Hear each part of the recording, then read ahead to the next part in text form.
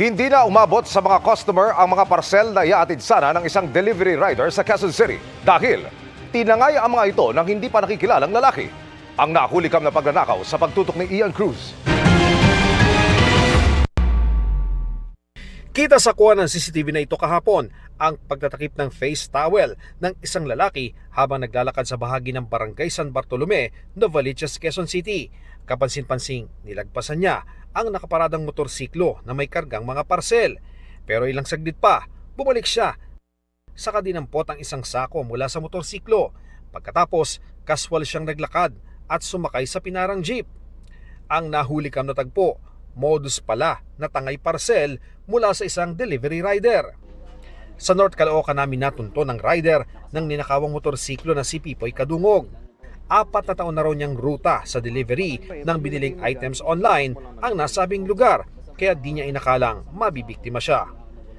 Akala pa nga raw niya nung una may nagbiro lang sa kanya na kasama. Nung na-check na po yung CCTV, kinuha na po talaga nung lalaki. Kaya po nung hinabol pa po, kaso wala na po talaga, hindi na po talaga naabutan eh.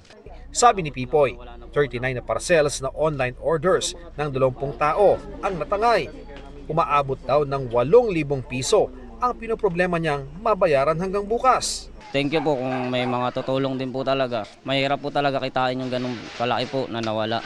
Humingi rin siya ng paumanhin sa mga customer na nawala ng parcel. Sana po maintindihan na lang po nila ako na ayun nga po, nanakawan nga po, mag-reorder na lang po sila. Check out na lang po nila ulit yung yung order nila, tapos ako na lang po magbabayad nung mga nanakaw sa kanila po. Nagpaabot din siya ng mensahe sa suspect. Mahirap po talaga kumita ng pera po eh.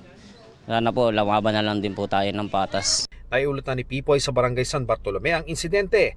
Patuloy naman ang paghahanap nila sa tumakas sa suspect. Lahat ng mga CCTV, mga private ng CCTV, pinupunta namin din para tanungin. Yun ang under ng, ayun ang po ang utos namin barangay captain na alamin at mahuli. Isa sa mga tanod nga ng naturang barangay ang natangayan ng parcel. Tinawagan na raw siya ni Pipoy at sinabing di na siya magpapabayad sa natangay na item. Nakakuha ko naman sa lisensya, walang problema. Patuloy investigasyon at backtracking ng Quezon City Police District Station 4 sa naturang modus.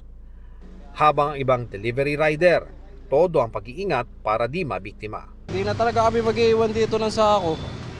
Mas lagi lang kami nakabantay. Para sa GMA Integrated News, Ian Cruz, nakatutok 24 oras.